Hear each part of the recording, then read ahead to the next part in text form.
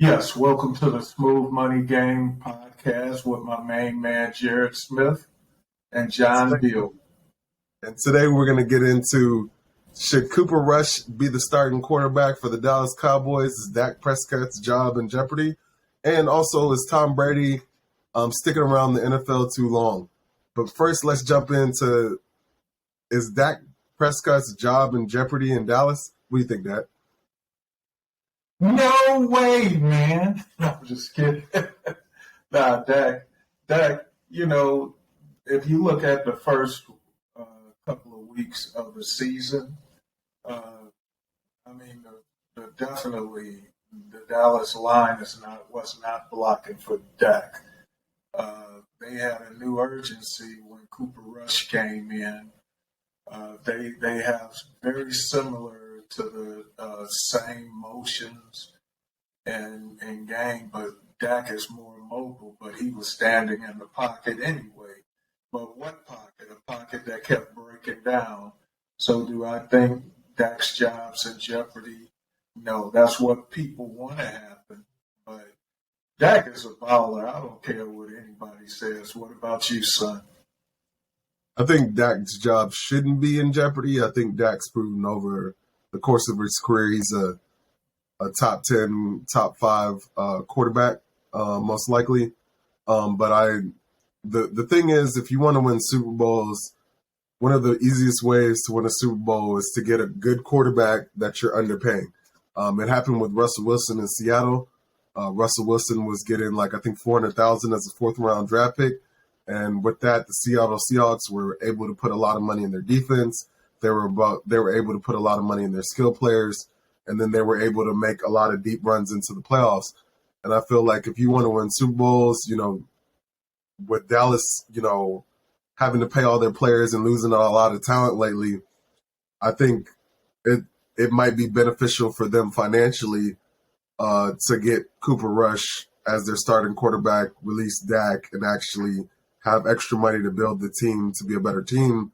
Because, even though Dak is a way better quarterback than Cooper Rush, in my opinion, a lot of times if you get a good quarterback that's serviceable, you can build a team around them to win a Super Bowl. But I feel like Dallas, as it's currently constructed, has reached its max of potential of what it's going to be. They're not going to be a Super Bowl team with the other role players on the team. And honestly, I want to see Dak go only because I would like to see him on the Commanders, which is my team. But I know that's probably not going to happen. But I honestly think there's no way Dak's job should be in jeopardy with all he's done for the Cowboys. But as I said again, the salary cap can play a lot into these decisions. Well, again, I say I agree with you there. Dak is a baller. It's just the point that Dallas as a team shows up to play one game and then they think they can take the next game out of the next game. Now that Dak is out of the lineup, all of a sudden it seems like Dallas wants to show up and do their job. What I question about Dallas is what are they on? Because one week they look like they're almighty when they want to, and the next week they look like garbage. And so when will they show up and show out consistently? One week my man runs like he's never run before. The next week he takes off. When will the consistency be in Dallas? And when will Jerry Jones stay his butt up in the box? Those things happen, we have a chance. What do you think? I think the real thing we should really be talking about over Cooper Rush actually taking Dak Prescott, which isn't that realistic in my opinion. I think Tony Pollard taking Ezekiel Elliott's spot at running back could be something that happens really soon or in the next couple of years because Tony Pollard's been balling. Zeke still good, but I think all the carries are starting to get to him. The lifespan of a running back's not that long. Obviously, he's one of the higher paid running backs in the league. Running back has been devalued in the NFL. Every year it's a new guy is like the number one running back or at least top 10, and you can get a lot of them for like a couple of million. You don't have to pay the big bucks anymore at the running back, it doesn't seem.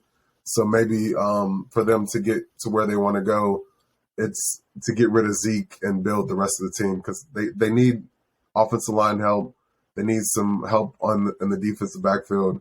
But you'll never know what happens. I hope they don't get this help because I'm a Commanders fan at the end of the day, but we'll see what happens.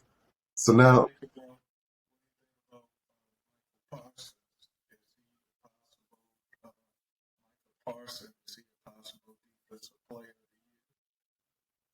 he's a Hall of Fame player. Like if he stays healthy, he's Hall of Fame. Right now, I mean, the comparisons are Lawrence Taylor. I mean, if anything, Von Miller's he's one of the elites. They come around once in a while. When you have that kind of player on any side of the ball, they automatically lift that side of the ball completely. And he covers a lot of holes. He's an elite pass rusher. He's a great sideline to sideline linebacker. I wish he was playing for us again. But at the same time, I think they don't need to just rely on one player. They got to fix some of their secondary. I think Diggs gambles too much. He's either boom or bust. They need more of a solid player on that end who's not going to give up the big plays, but might not get the interceptions. Because when you got Micah Parsons, it's going to be a lot of three and outs. Yeah, but, Diggs, he needs to be more sound. I agree with you. Diggs needs to be the type of player that spends more time breaking up passes than trying to intercept right now because, their whole season, there'll be a lot of tight games because Diggs goes for the interception and gets burned. And to me, if you get 10 interceptions a year, but you get 15, that go for touchdowns because of your aggressiveness, that's just like what they said about Jameis Winston. He throws for 5,000 yards, but then 30 interceptions. What good is that for a team? Yeah, it negates all the positive. Yeah, right. But on the other note, Tom Brady has news just hit that Tom Brady and Giselle are on the outs. Giselle has hired a divorce lawyer. I wonder if we all pretty much foresaw this coming when Tom Brady retired at the end of last year and still came back and play. What do you think? I think so, but a lot of times there's underlying stories that we don't know on one end or another, so it's difficult to take sides. But I understand both sides of it. Her concerns of him getting brain or traumatic brain injuries if he hadn't already got them. But Brady came in with no chance to be who he is, but yet he became that guy. And I watched Tom Brady, and it's almost like a magic wand is waving when he's playing because he's slow. He runs a 5.3 40, but yet still I've seen him run for 20 yards. They said he had weak arms, but I see him throwing 40-yard touchdowns now. And so he's obviously watched a lot of film and worked on his strength and conditioning. And he's the smartest, or one of the smartest that ever did it. So do I say he still deserves to play or that chance to play? I don't know. But, I would have concerns of my son, nephew, or good friend playing at that age. And at some time, he runs the risk of having a very severe injury. And with the money he's made, with the class, he has nothing else to prove. So I would say I'm mixed emotion about that. I think, if the marriage was already going, that wouldn't have held it together anyway. So, or that wouldn't have made a difference. So, I just say that maybe he deserves to keep playing.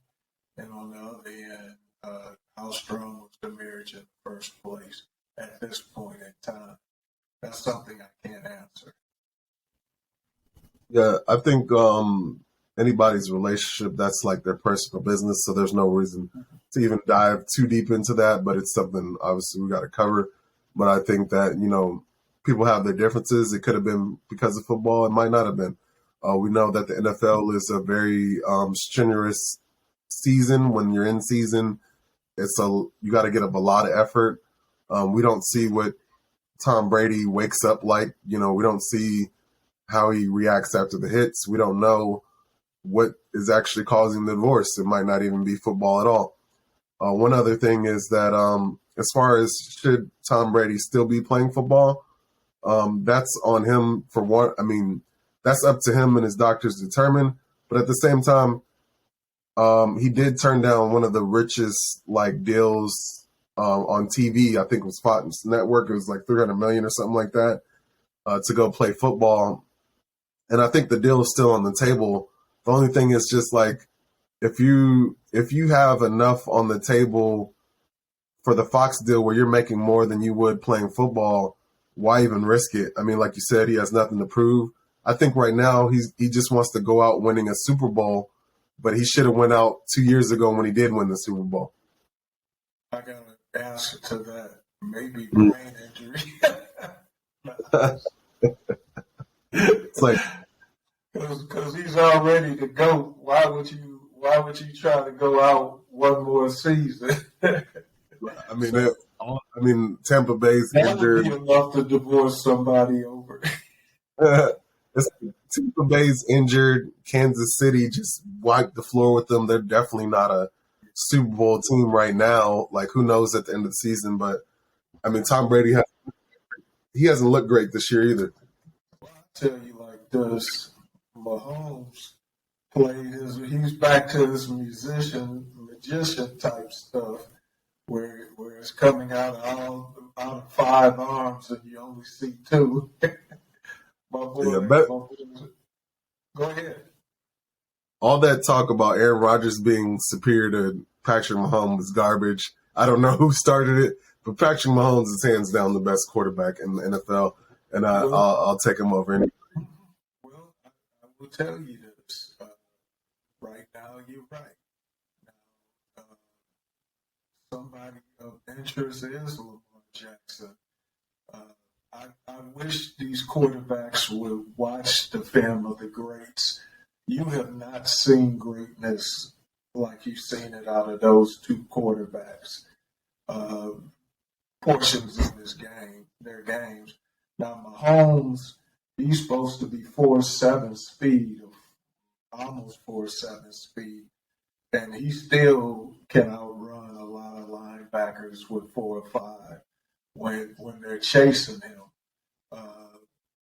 Lamar has that 4.2 speed, and if they could, well, obviously Mahomes will never be as fast as Lamar Jackson, but Lamar Jackson, he does throw some of those touch passes inside arms. If he got to really get in his bag, Mahomes' bag of tricks and learn some of them, it would make him even more deadly.